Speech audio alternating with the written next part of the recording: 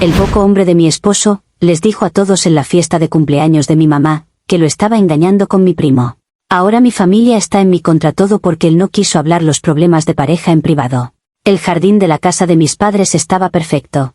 Guirnaldas de luces doradas se entrelazaban en las ramas del viejo roble, la música suave flotaba en el aire cálido de la tarde, y el olor a tarta de limón y a césped recién cortado lo envolvía todo. Era la fiesta del 60 cumpleaños de mi madre, un evento que llevábamos meses planeando. Había casi 50 personas allí, tíos, primos, amigos de toda la vida. Mi madre, radiante con un vestido azul, reía con mi padre mientras abría sus regalos. Era una escena sacada de un álbum de fotos perfecto, una postal de felicidad familiar. Y en medio de todo, yo sentía una corriente de tensión bajo la superficie, un hilo invisible que conectaba mi mirada nerviosa con la de mi primo Leo al otro lado del jardín, y con la espalda rígida de mi esposo, Damián, que sostenía una copa de vino con demasiada fuerza. El momento llegó después del pastel. Mi padre había dado un discurso emotivo, mi hermana había leído un poema cursi que hizo llorar a todos, y entonces Damián levantó su copa. Un silencio expectante se apoderó de la multitud. Esperaban el típico brindis del yerno devoto. Vi la sonrisa de mi madre, animándole a hablar. Damián no le sonrió de vuelta. Su rostro era una máscara de calma helada que me erizó la piel. No miró a mi madre. Me miró a mí. Me gustaría proponer un brindis, dijo, su voz sorprendentemente clara y firme, cortando el aire festivo como un trozo de cristal. Pero no por un cumpleaños. Quiero brindar por la honestidad. O, mejor dicho, por la falta de ella.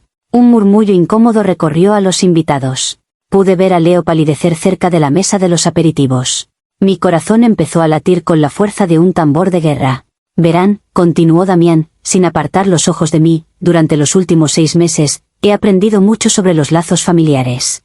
He aprendido que a veces, son tan cercanos, que se vuelven íntimos. Hizo una pausa dramática, dejando que la insinuación se asentara en el aire espeso. Así que quiero que todos levanten sus copas por mi maravillosa esposa, Sofía. Y por su primo, Leo. Quienes me han enseñado que la familia es lo primero. Incluso por encima de nuestro matrimonio. El sonido de la copa de mi madre al estrellarse contra el suelo fue lo único que rompió el silencio atronador. Todas las cabezas se giraron hacia mí, luego hacia Leo, y de vuelta a mí. Vi la comprensión, el horror y el asco florecer en los rostros de mi familia como una plaga.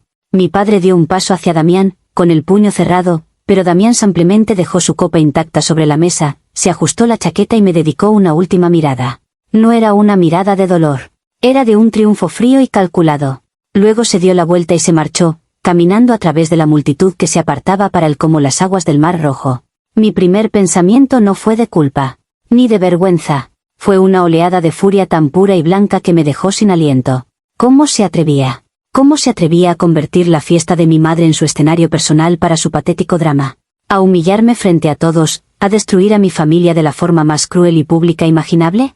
Podría haberme enfrentado a mí en casa. Podríamos haber gritado, haber roto platos, haberlo solucionado o no como adultos. Pero eligió esto. Esta ejecución pública. Hay formas de hacer las cosas, y esta era la forma de un cobarde. De un poco hombre. Para que entiendan la magnitud de su traición, tienen que entender el páramo en el que se había convertido nuestro matrimonio. Cuando me casé con Damián, me enamoré de su ambición, de su mente brillante y de la forma en que sus ojos se iluminaban cuando hablaba de sus proyectos de arquitectura. Era un hombre que construía cosas, y yo pensé que construiríamos una vida juntos. Y lo hicimos, al principio. Pero poco a poco, su trabajo dejó de ser su pasión para convertirse en su única razón de existir. Las cenas juntos se convirtieron en yo comiendo sola mientras él respondía a correos. Los fines de semana se llenaban de llamadas y planos extendidos sobre la mesa del comedor. Dejó de ser mi marido para convertirse en mi compañero de piso. Un compañero de piso silencioso y ausente. Intenté hablar con él, por supuesto. Cientos de veces. «Podemos pasar una noche sin pantallas, Damián», le suplicaba. Y él asentía, distraído, sin levantar la vista de su portátil. «Siento que ya no hablamos», le decía, y él respondía, «Hemos hablado esta mañana, te pregunté si quedaba leche». Su incapacidad para conectar a un nivel emocional era exasperante. Era como intentar abrazar a un fantasma. Yo llegaba a casa llena de historias sobre mi día, de pequeñas anécdotas o frustraciones, y me encontraba con un muro de silencio. Él no era malo, no en el sentido clásico. No era cruel ni infiel. Era, simplemente, un vacío. Un agujero negro emocional que absorbía toda mi energía y no me daba nada a cambio. Empecé a sentirme increíblemente sola. Era una soledad extraña y punzante, la de estar sola mientras estás acompañada. Me sentaba en el sofá junto a él por la noche, y la distancia entre nosotros se sentía como 1 kilómetro. Veía a otras parejas reírse, tomarse de la mano, compartir secretos con la mirada, y sentía una envidia tan amarga que me quemaba la garganta. Tenía 30 años y sentía que mi vida emocional se había marchitado. Me había convertido en la administradora de nuestra casa, en la encargada de la vida social, en la única que mantenía viva la apariencia de un matrimonio. Y él simplemente existía a mi lado. Esta frialdad, este abandono emocional, es el contexto que todo el mundo parece olvidar ahora. Mi familia veía al Damián trabajador, al hombre exitoso que me daba una buena vida. No veían al hombre que no me había preguntado cómo me sentía de verdad en años. No veían las noches que me quedaba dormida llorando en silencio para no molestarle. Lo que pasó después no fue una decisión premeditada de hacer daño. Fue un acto de pura supervivencia.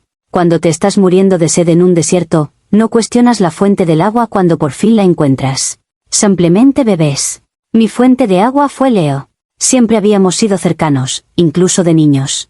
Había una afinidad entre nosotros, un entendimiento que no necesitaba palabras. Él fue el único que pareció darse cuenta de que me estaba apagando. En las reuniones familiares, mientras Damián hablaba de trabajo con mis tíos, Leo se sentaba a mi lado. ¿Estás bien, Sophie? Pareces triste, me preguntaba. Y esa simple pregunta, esa simple muestra de que alguien me veía, era suficiente para que se me llenaran los ojos de lágrimas. Con él podía hablar. Podía quejarme de Damián sin sentirme como una esposa desagradecida, porque Leo lo conocía. Veía su distancia, su frialdad. Él me validaba. Nuestra conexión se profundizó a través de mensajes de texto. Empezó de forma inocente, compartiendo memes, quejándonos de la familia. Pero pronto se convirtió en nuestro espacio secreto. Le contaba cosas que ya no le contaba a Damián. Mis miedos, mis sueños, mi frustración. Y él me respondía con una empatía y una calidez que me hacían sentir viva de nuevo. Él era divertido, era atento, me hacía reír.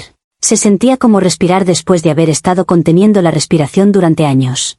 En mi mente, no estaba cruzando ninguna línea. Estaba encontrando un amigo, un confidente, algo que Damián había renunciado a ser hacía mucho tiempo. El día que todo cambió, Damián estaba en un viaje de negocios de 1 semana.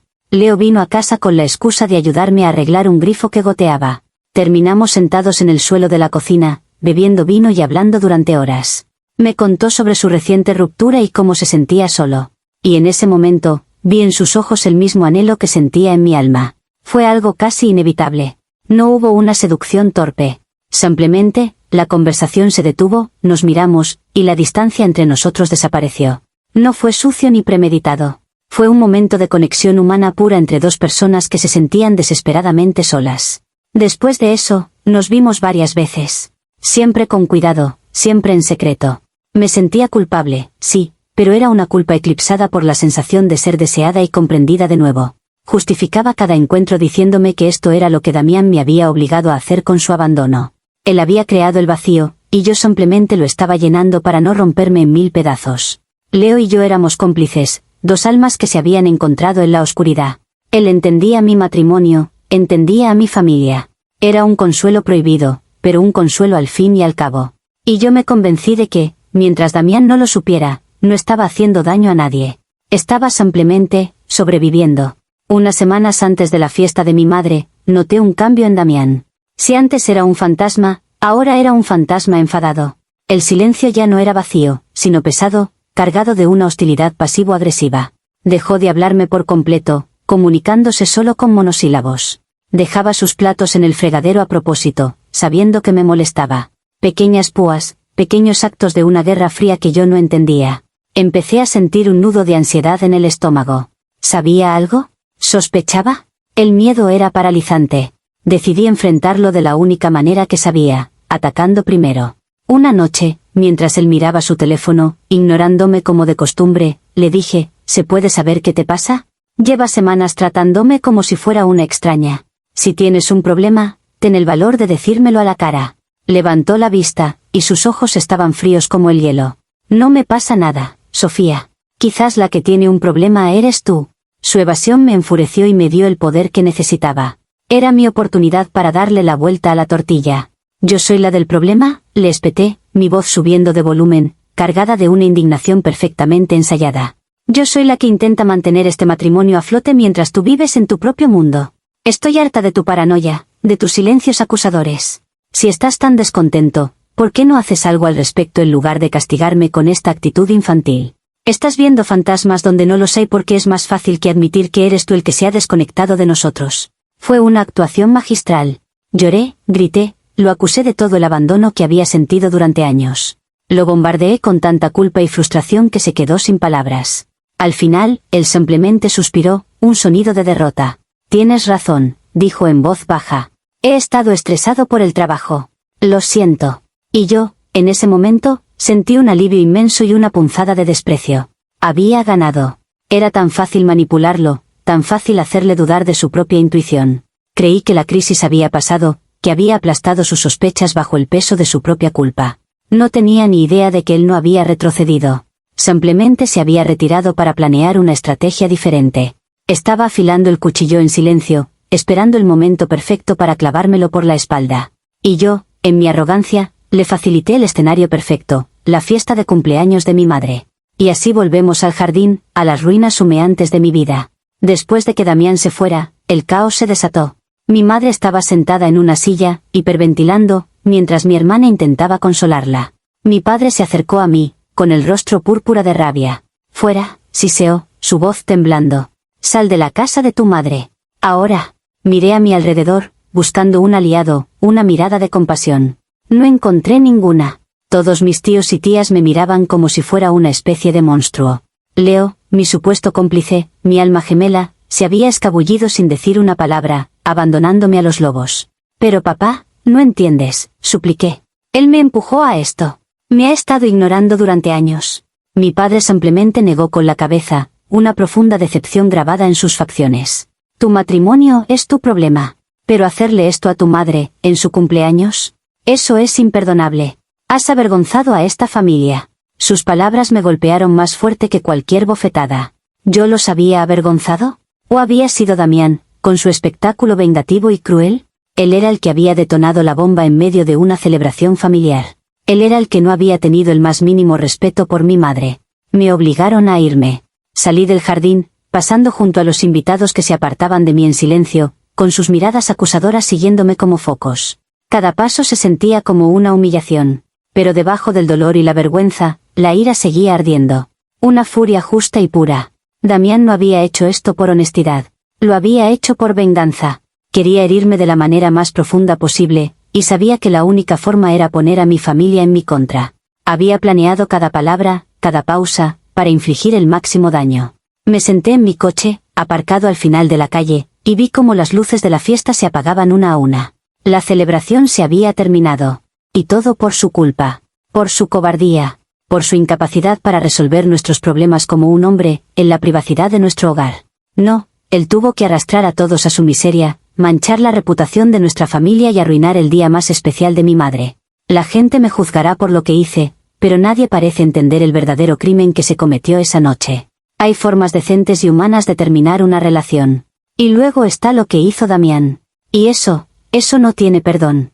Comentarios populares de Reddit, sobre la actualización 1. Usuario anónimo 4. Llamas, campaña de desprestigio, a que tu esposo le muestre a tu familia la evidencia directa de tus acciones.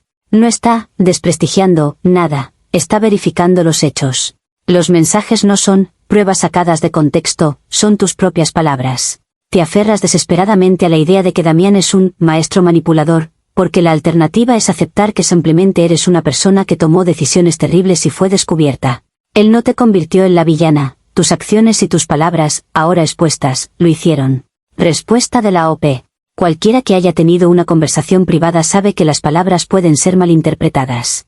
Esos mensajes eran nuestro refugio, un lugar donde podíamos ser vulnerables. Mostrarlos a la luz fría del día, sin el contexto emocional, es una violación. Es como publicar el diario de alguien.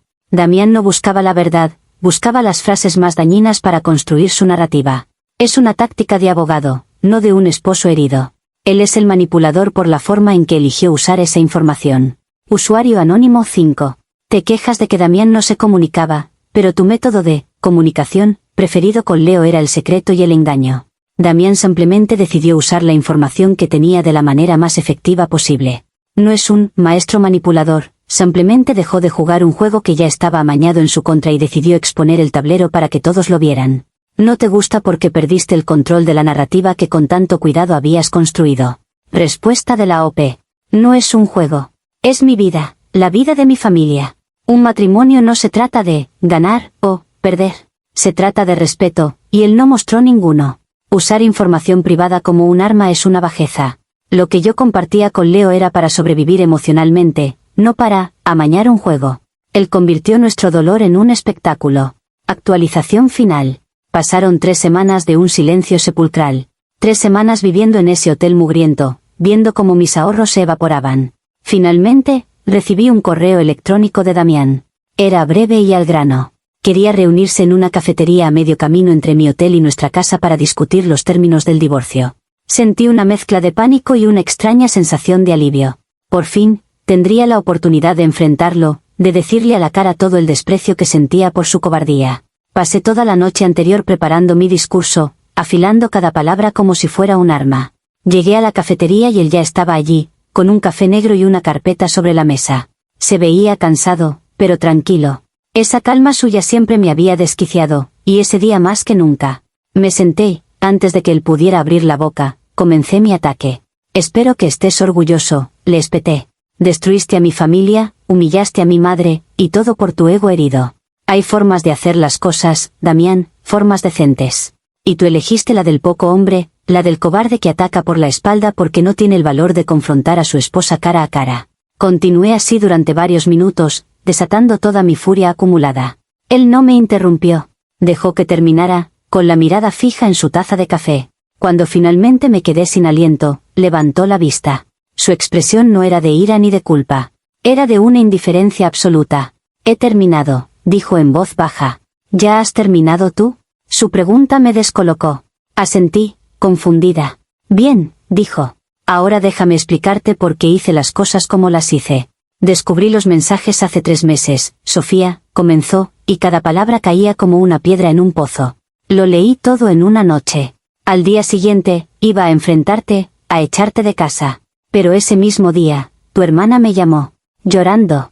Acababan de diagnosticarle a tu madre cáncer de mama. Hizo una pausa y me miró directamente a los ojos. Así que me callé. Me tragué tu traición, tu engaño, cada una de tus mentiras. Me senté a tu lado en la cena y fingí que no pasaba nada mientras por dentro quería quemar la casa contigo dentro. ¿Y sabes por qué? Negé con la cabeza, incapaz de hablar. Porque tu madre iba a empezar la quimioterapia. Porque estaba aterrorizada. Y yo sabía que si nuestro matrimonio explotaba en ese momento, la noticia la habría destrozado. No lo habría soportado. Así que decidí esperar. Fui a cada cita de oncología. La llevé a sus sesiones de radioterapia cuando tú tenías cenas de trabajo. Sostuve su mano mientras tú estabas con Leo. Esperé a que terminara el tratamiento, a que pasara la cirugía y a que los médicos nos dijeran que estaba en remisión. La fiesta de sus 60 cumpleaños, continuó, su voz helada, no fue elegida al azar. Fue la primera celebración familiar después de que nos dijeran que estaba fuera de peligro. Fue el primer momento en que supe que era lo suficientemente fuerte como para soportar la verdad sobre su hija. No fue un acto de cobardía, Sofía. Fue un acto de piedad filial. Protegí a tu madre de ti. Y una vez que estuvo a salvo, simplemente te expuse por lo que eres. Se levantó, dejó unos billetes sobre la mesa y me miró por última vez. Mi abogado se pondrá en contacto con el tuyo. Y se fue, dejándome allí, en un silencio que era más ruidoso que cualquier grito. La base de mi indignación, la narrativa del poco hombre, todo mi castillo de justificaciones se había derrumbado, revelando la monstruosa verdad de mi propio egoísmo.